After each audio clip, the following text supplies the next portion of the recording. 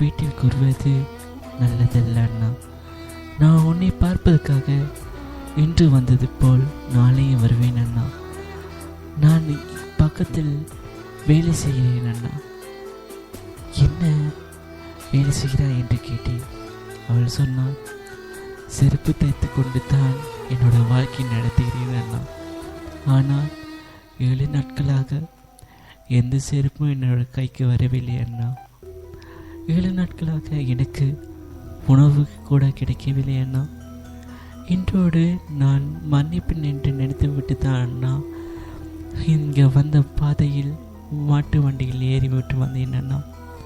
அதுக்கும் அவரிடம் கெஞ்சிவிட்டு தான் அண்ணா இன்று போயிட்டு நான் நாளை வருவேன் அண்ணா.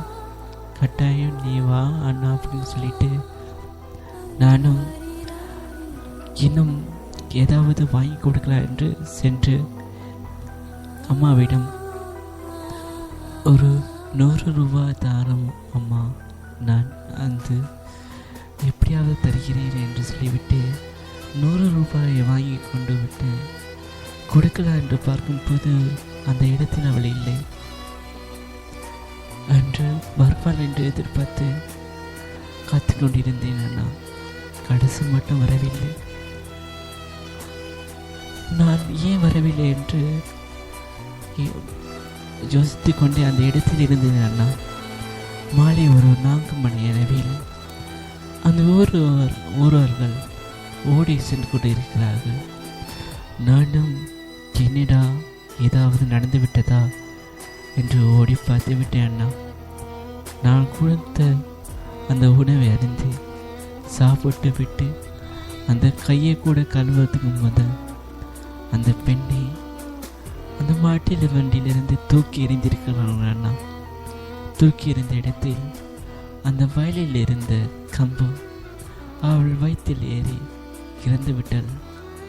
அப்பையும் நான் கொடுத்த உணவு தன்னோட வாயில் வைத்தது போல் கையில் அண்ணான் சொல்லி எழுதிய விட்டு இறந்து விட்டான் அண்ணா. அன்று தெரிந்தது அண்ணனின் அருமை அண்ணா. இது நினைக்க போது கண்களில் கண்ணீர் வருவது அண்ணா.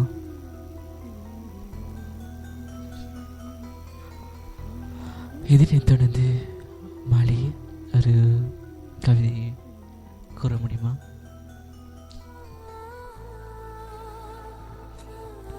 கவிதை கூட சொல்வது கூட மனம் வரவில்லை. அந்த நங்கையின் தோழியோடு அன்று அவள் இருந்ததுதான் எனக்கும் மாலைக்கும் கவலையாக இருக்கிறது. தன்னோருக்கு யாருமில்லை அந்த நேரத்திலும் ஒரு அண்ணனோடு இருந்து சாப்பிட்டு விட்டு அதுக்கும் 7 நாட்களாக பசியோடு இருந்து விட்டு இறந்திருக்கிறார். அப்படி நினைக்கும் போது கண்களில் கண்ணீர் வருவது தடுக்க முடியவில்லை எங்களால் கூட. அதனை தொடர்ந்து தங்கையின் ஒரு கவிதையாக தோன்றியது. இன்று நிறைய நேயர்கள் அனுப்பிவிட்ட கவிதை பார்த்துவிட்டோம். இன்னும் கவிதைகள் இருக்கிறது. நேரம் போவதே தெரியவில்லை.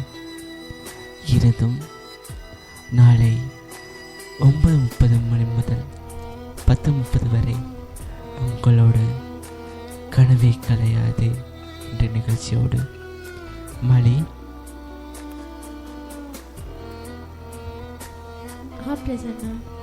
இன்றைய நாளில் நமது நேர்கள் அனுப்பிய கவிதைகள் ஒவ்வொன்றும் என் மனதை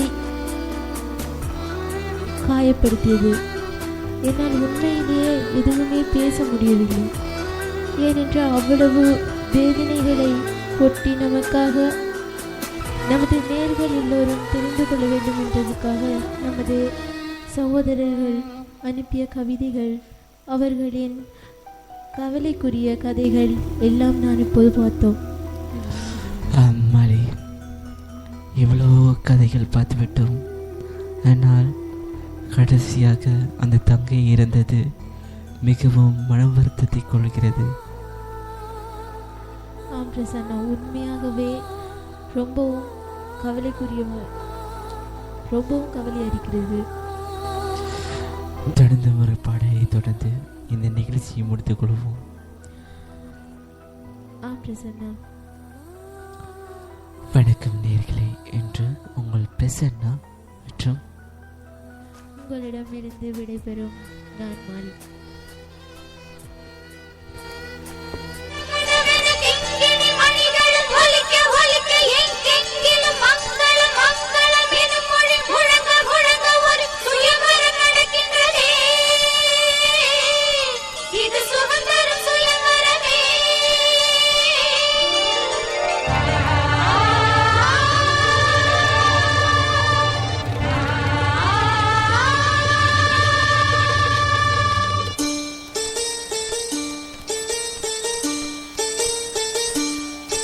ஒரு நாளும் உன்னை மறவாத இனிதான வரம் வேண்டும்.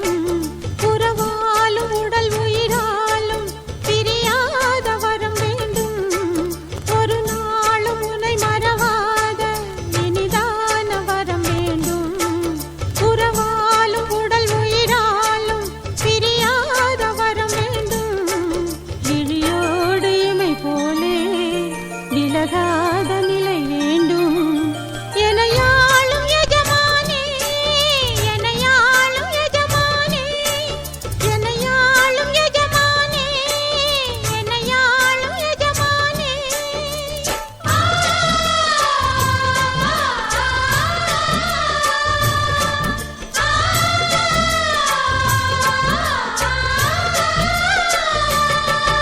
ஒரு நாளும் உனை மறவாத இனிதான வரம் வேண்டும். உறவாலும் உடல் உயிராலும் பிரியாத வரம் வேண்டும்.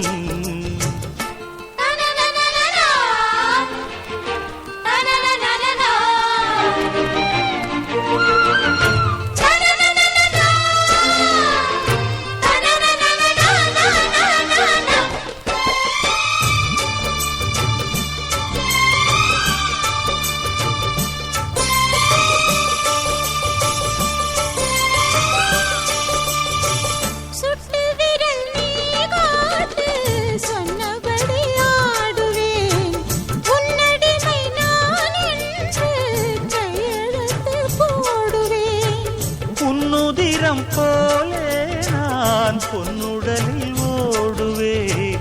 உன்னுடலில் நான் ஓடி உள்ளழகை தேடுவேன். கோகை கொண்டு நின்றாடும் தேங்கரும்பு தேகம்.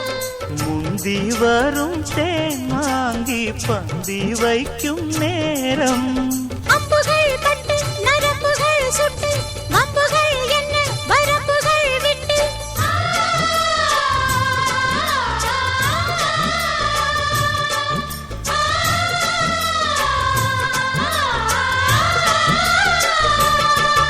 ஒரு நாளும் உனை மறவாத இனிதான வரம் வேண்டும்.